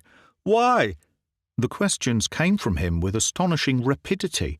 When he saw that I continued silent, they came still faster, mingled with what sounded to me like a stream of inchoate abuse. "Why do you stand there in that extraordinary garment? It's worse than nakedness. Yes, worse than nakedness. For that alone I could have you punished, and I will. And try to play the fool? Do you think I am a boy to be bamboozled by every bogey a blunderer may try to conjure up? If so, you're wrong, as whoever sent you might have had sense enough to let you know. If you tell me who you are, and who sent you here, and what it is you want, I will be merciful. If not, the police shall be sent for, and the law shall take its course to the bitter end. I warn you. Do you hear? You fool! Tell me who you are." The last words came from him in what was very like a burst of childish fury. He himself seemed conscious, the moment after, that his passion was sadly lacking in dignity and to be ashamed of it. He drew himself straight up. With a pocket handkerchief which he took from an inner pocket of his coat, he wiped his lips. Then, clutching it tightly in his hand, he eyed me with a fixedness which, under any other circumstances, I should have found unbearable. "Well, sir, is your continued silence part of the business of the rôle you have set yourself to play?" His tone was firmer, and his bearing more in keeping with his character. "If it be so, I presume that I, at least, have liberty to speak, when I find a gentleman, even one gifted with your eloquence of silence, playing the part of burglar. I think you will grant that a few words on my part cannot justly be considered to be out of place." Again he paused, I could not but feel that he was employing the vehicle of somewhat cumbrous sarcasm to gain time, and to give himself the opportunity of recovering, if the thing was possible, his pristine courage. That, for some cause wholly hidden from me, the mysterious utterance had shaken his nature to its deepest foundations, was made plainer by his endeavour to treat the whole business with a sort of cynical levity. "To commence with, may I ask if you have come through London or through any portion of it in that costume, or rather in that want of costume? It would seem out of place in a Cairene street, would it not? Even in the Rue de Rabaga. Was it not the Rue de Rabaga?" He asked the question with an emphasis the meaning of which was wholly lost on me. What he referred to, either then or in what immediately followed, I, of course, knew no more than the man in the moon, though I should probably have found great difficulty in convincing him of my ignorance. "I take it that you are a reminiscence of the Rue de Rabaga, that, of course. Is it not, of course? The little house with the blue-grey Venetians, and the piano with the F-sharp missing. Is there still the piano, with the tinny treble? Indeed, the whole atmosphere. Was it not tinny? You agree with me? I have not forgotten. I am not even afraid to remember. You perceive it?" A new idea seemed to strike him, born perhaps of my continued silence. "You look English. Is it possible that you are not English? What are you then? French? We shall see." He addressed me in a tongue which I recognized as French, but with which I was not sufficiently acquainted to understand, although I flatter myself that, as the present narrative should show, I have not made an ill use of the opportunities which I have had to improve my originally modest education. I regret that I have never had so much as a ghost of a chance to acquire an even rudimentary knowledge of any language except my own. Recognizing, I suppose, from my looks that he was addressing me in a tongue to which I was a stranger, after a time he stopped, added something with a smile, and then began to talk to me in a lingo to which, in a manner of speaking, I was even stranger, for this time I had not the faintest notion what it was. It might have been gibberish for all that I could tell. Quickly perceiving that he had succeeded no better than before, he returned to English. "You do not know French, nor the patois of the Rue de Rabaga. Very good. Then what is it that you do know? Are you under a vow of silence, or are you dumb, except upon occasion? Your face is English. What can be seen of it, and I will take it, therefore, that English-spoken words convey some meaning to your brain. So listen, sir, to what I have to say. Do me the favour to listen carefully." He was becoming more and more his former self. In his clear modulated tones there was a ring of something like a threat, a something which went very far beyond his words. "You know something of a period which I choose to have forgotten. That is plain. You come from a person who probably knows still more. Go back to that person and say that what I have forgotten, I have forgotten. Nothing will be gained by anyone by an endeavour to induce me to remember. Be very sure upon that point. Say that nothing will be gained by anyone. That time was one of mirage, of delusion, of disease. I was in a condition, mentally and bodily, in which pranks could have been played upon me by any trickster. Such pranks were played. I know that now quite well. I do not pretend to be proficient in the modus operandi of the hanky-panky man, but I know that he has a method, all the same. One susceptible, too, of facile explanation. Go back to your friend and tell him that I am not again likely to be made the butt of his old method, nor of his new one either. You hear me, sir?" I remained motionless and silent, an attitude which plainly he resented. "Are you deaf and dumb? You certainly are not dumb, for you spoke to me just now. Be advised by me, and do not compel me to resort to measures which will be the cause to you of serious discomfort. You hear me, sir?" Still from me not a sign of comprehension, to his increased annoyance. "So be it. Keep your own counsel, if you choose. Yours will be the bitterness, not mine. You may play the lunatic and play it excellently well, but that you do understand what is said to you is clear. Come, to business, sir. Give me that revolver and the packet of letters which you have stolen from my desk." He had been speaking with the air of one who desired to convince himself as much as me, and about his last words there was almost a flavour of braggadocio. I remained unheeding. "Are you going to do as I require, or are you insane enough to refuse? In which case I shall summon assistance, and there will quickly be an end of it.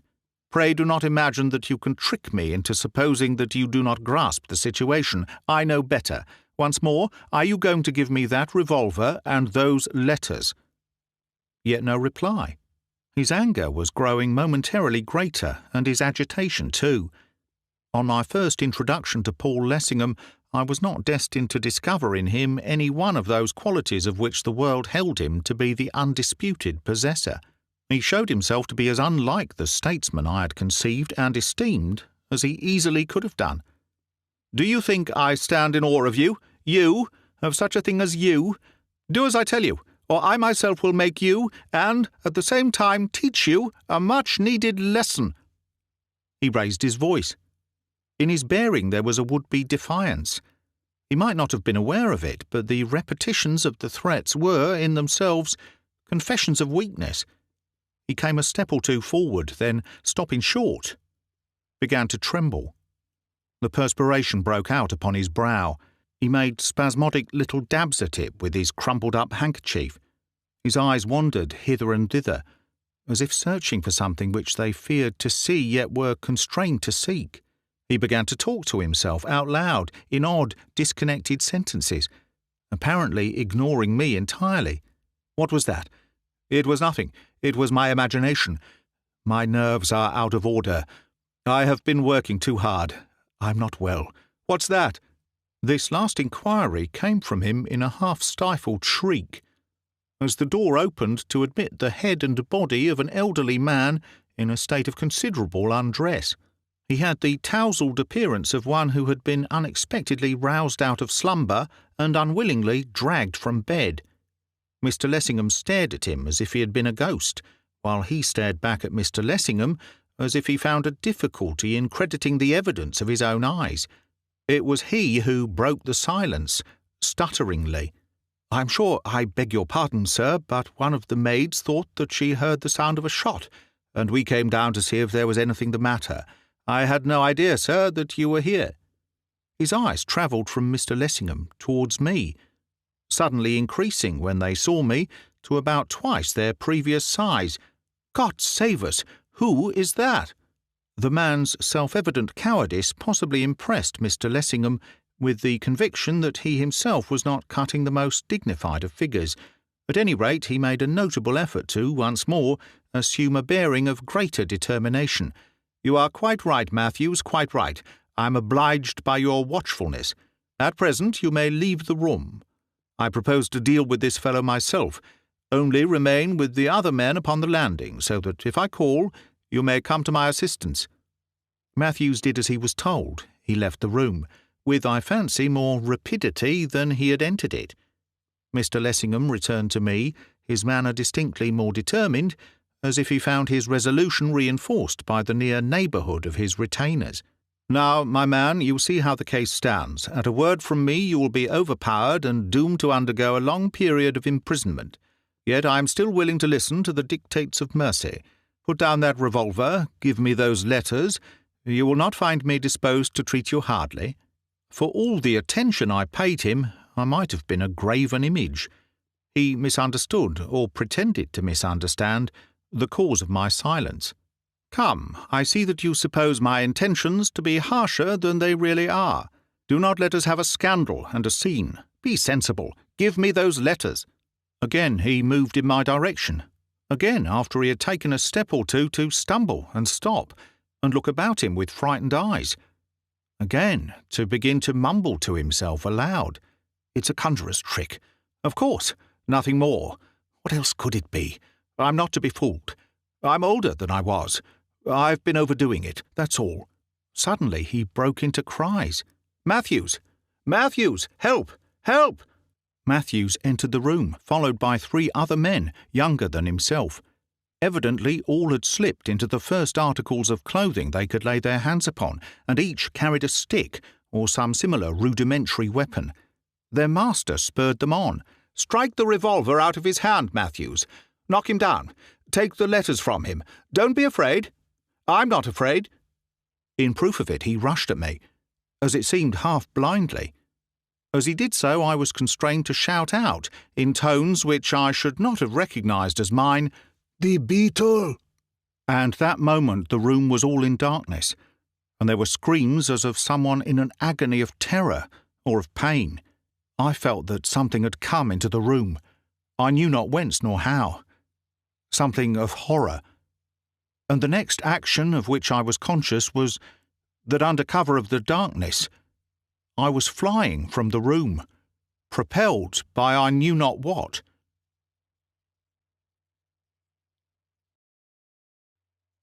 Chapter 8. The Man in the Street. Whether anyone pursued, I cannot say. I have some dim recollection, as I came out of the room, of women being huddled against the wall upon the landing, and of their screaming as I went past. But whether any effort was made to arrest my progress, I cannot tell. My own impression is that not the slightest attempt to impede my headlong flight was made by anyone. In what direction I was going, I did not know. I was like a man flying through the phantasmagoric happenings of a dream, knowing neither how nor whither. I tore along what I suppose was a broad passage, through a door at the end into what I fancy was a drawing-room. Across this room I dashed, helter-skelter, bringing down in the gloom unseen articles of furniture, with myself sometimes on top and sometimes under them. In a trice, each time I fell, I was on my feet again, until I went crashing against a window which was concealed by curtains. It would not have been strange had I crashed through it, but I was spared that. Thrusting aside the curtains, I fumbled for the fastening of the window. It was a tall French casement, extending, so far as I could judge, from floor to ceiling. When I had it open, I stepped through it onto the veranda without, to find that I was on top of the portico which I had vainly essayed to ascend from below. I tried the road down which I had tried up, proceeding with a breakneck recklessness of which now I shudder to think. It was probably some 30 feet above the pavement, yet I rushed at the descent with as much disregard for the safety of life and limb as if it had been only 3. Over the edge of the parapet I went, obtaining, with my naked feet, a precarious foothold on the lattice-work. Then down I commenced to scramble. I never did get a proper hold, and when I had descended perhaps rather more than half the distance, scraping, as it seemed to me, every scrap of skin off my body in the process, I lost what little hold I had. Down to the bottom I went tumbling, rolling right across the pavement into the muddy road. It was a miracle I was not seriously injured, but in that sense, certainly, that night the miracles were on my side. Hardly was I down than I was up again, mud and all. Just as I was getting onto my feet, I felt a firm hand grip me by the shoulder. Turning, I found myself confronted by a tall, slenderly built man with a long, drooping moustache and an overcoat buttoned up to the chin, who held me with a grasp of steel. He looked at me, and I looked back at him. "After the ball, eh?" Even then I was struck by something pleasant in his voice, and some quality as of sunshine in his handsome face. Seeing that I said nothing, he went on, with a curious half-mocking smile. "Is that the way to come slithering down the Apostle's Pillar? Is it simple burglary or simpler murder? Tell me the glad tidings that you've killed St. Paul, and I'll let you go." Whether he was mad or not, I cannot say. There was some excuse for thinking so. He did not look mad, though his words and actions alike were strange. Although you have confined yourself to gentle felony, shall I not shower blessings on the head of him who has been robbing Paul? Away with you." He removed his grip, giving me a gentle push as he did so, and I was away. I neither stayed nor paused.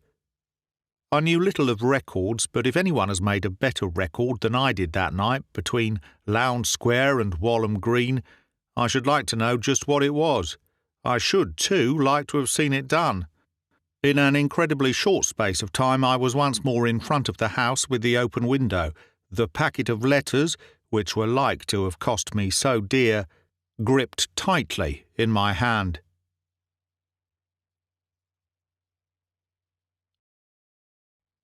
Chapter 9. The contents of the packet. I pulled up sharply, as if a brake had been suddenly and even mercilessly applied to bring me to a standstill. In front of the window I stood shivering. A shower had recently commenced. The falling rain was being blown before the breeze. I was in a terrible sweat, yet tremulous as with cold, covered with mud, bruised and cut and bleeding, as piteous an object as you would care to see. Every limb in my body ached, every muscle was exhausted. Mentally and physically I was done. Had I not been held up, willy-nilly, by the spell which was upon me, I should have sunk down then and there in a hopeless, helpless, hapless heap. But my tormentor was not yet at an end with me. As I stood there, like some broken and beaten hack, waiting for the word of command, it came. It was as if some strong magnetic current had been switched on to me through the window to draw me into the room. Over the low wall I went, over the sill. Once more I stood in that chamber of my humiliation and my shame. And once again I was conscious of that awful sense of the presence of an evil thing. How much of it was fact and how much of it was the product of imagination, I cannot say. But looking back, it seems to me that it was as if I had been taken out of the corporeal body to be plunged into the inner chambers of all nameless sin. There was the sound of something flopping from off the bed onto the ground, and I knew that the thing was coming at me across the floor. My stomach quaked, my heart melted within me. The very anguish of my terror gave me strength to scream, and scream. Sometimes, even now, I seem to hear those screams of mine ringing through the night, and I bury my face in the pillow, and it is as though I was passing through the very valley of the shadow. The thing went back. I could hear it, slipping and sliding across the floor. There was silence, and presently the lamp was lit, and the room was all brightness. There on the bed, in the familiar attitude between the sheets, his head resting on his hand, his eyes blazing like living coals, was the dreadful cause of all my agonies. He looked at me with his unpitying, unblinking glance. "So, through the window again, like a thief. Is it always through that door that you come into a house?" He paused, as if to give me time to digest his jibe. "You saw Paul Lessingham. Well, the great Paul Lessingham. Was he then so great?" His rasping voice, with its queer foreign tang, reminded me in some uncomfortable way of a rusty saw. The things he said and the manner in which he said them were alike intended to add to my discomfort. It was solely because the feat was barely possible that he only partially succeeded. "Like a thief you went into his house. Did I not tell you that you would? Like a thief he found you. Were you not ashamed? Since like a thief he found you, how comes it that you have escaped? By what robber's artifice have you saved yourself from jail?" His manner changed, so that all at once he seemed to snarl at me. "Is he great? Well, is he great? Paul Lessingham, you are small, but he is smaller. Your great Paul Lessingham. Was there ever a man so less than nothing?" With the recollection fresh upon me of Mr. Lessingham as I had so lately seen him, I could not but feel that there might be a modicum of truth in what, with such an intensity of bitterness, the speaker suggested. The picture which in my mental gallery I had hung in the place of honour seemed, to say the least, to have become a trifle smudged. As usual, the man in the bed seemed to experience not the slightest difficulty in deciphering what was passing through my mind. "That is so. You and you are a pair. The great Paul Lessingham is as great a thief as you, and greater, for at least than you he has more courage." For some moments he was still, then exclaimed with sudden fierceness, "Give me what you have stolen." I moved towards the bed, most unwillingly, and held out to him the packet of letters which I had abstracted from the little drawer. Perceiving my disinclination to his near neighbourhood, he set himself to play with it. Ignoring my outstretched hand, he stared me straight in the face. "What ails you? Are you not well? Is it not sweet to stand close at my side, you with your white skin? If I were a woman, would you not take me for a wife?" There was something about the manner in which this was said which was so essentially feminine, that once more I wondered if I could possibly be mistaken in the creature's sex. I would have given much to have been able to strike him across the face, or better, to have taken him by the neck and thrown him through the window and rolled him in the mud. He condescended to notice what I was holding out to him. "So, that is what you have stolen. That is what you have taken from the drawer in the bureau, the drawer which was locked, and which you use the arts in which a thief is skilled to enter. Give it to me, thief!" He snatched the packet from me, scratching the back of my hand as he did so, as if his nails had been talons. He turned the packet over and over, glaring at it as he did so. It was strange what a relief it was to have his glance removed from off my face. "You kept it in your inner drawer, Paul Lessingham, where none but you could see it, did you? You hid it as one hides treasure. There should be something here worth having, worth seeing, worth knowing. Yes, worth knowing, since you found it worth your while to hide it up so closely." As I have said, the packet was bound about by a string of pink ribbon, a fact on which he presently began to comment. "With what a pretty string you have encircled it, and how neatly it is tied. Surely only a woman's hand could tie a knot like that. Who would have guessed yours were such agile fingers? So, an endorsement on the cover. What's this? Let's see what's written. The letters of my dear love, Marjorie Linden." As he read these words, which, as he said, were endorsed upon the outer sheet of paper which served as a cover for the letters which were enclosed within, his face became transfigured. Never did I suppose that rage could have so possessed a human countenance. His jaw dropped open so that his yellow fangs gleamed through his parted lips. He held his breath so long that each moment I looked to see him fall down in a fit. The veins stood out all over his face and head like seams of blood. I know not how long he continued speechless. When his breath returned, it was with chokings and gaspings, in the midst of which he hissed out his words as if their mere passage through his throat brought him near to strangulation. "The letters of his dear love, his, Paul Lessingham's, so... It is as I guessed, as I knew, as I saw. Marjorie Linden. Sweet Marjorie, his dear love. Paul Lessingham's dear love. She with the lily face, the corn-hued hair. What is it his dear love has found in her fond heart to write? Paul Lessingham." Sitting up in bed, he tore the packet open. It contained perhaps 8 or 9 letters, some mere notes, some long epistles. But short or long, he devoured them with equal appetite, each one over and over again, till I thought he never would have done rereading them. They were on thick white paper, of a peculiar shade of whiteness, with untrimmed edges. On each sheet a crest and an address were stamped in gold, and all the sheets were of the same shape and size. I told myself that if anywhere, at any time, I saw writing paper like that again, I should not fail to know it. The calligraphy was, like the paper, unusual, bold, decided, and, I should have guessed, produced by a J-pen. All the time that he was reading he kept emitting sounds, more resembling yelps and snarls than anything more human, like some savage beast nursing its pent-up rage.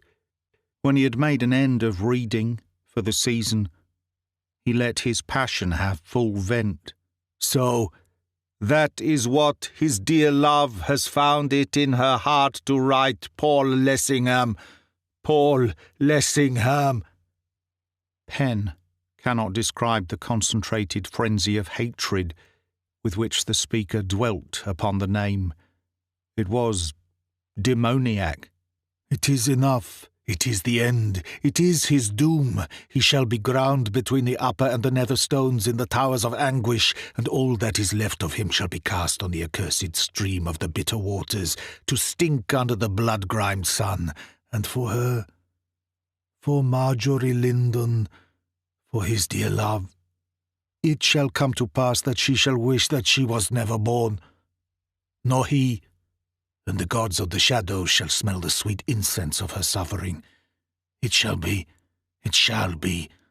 It is I that say it, even I." In the madness of his rhapsodical frenzy, I believed that he had actually forgotten I was there. But on a sudden, glancing aside, he saw me and remembered, and was prompt to take advantage of an opportunity to wreak his rage upon a tangible object. "It is you, you thief, you still live, to make a mock of one of the children of the gods." He leapt, shrieking, off the bed and sprang at me, clasping my throat with his horrid hands, bearing me backwards onto the floor. I felt his breath mingle with mine. And then God, in his mercy, sent oblivion.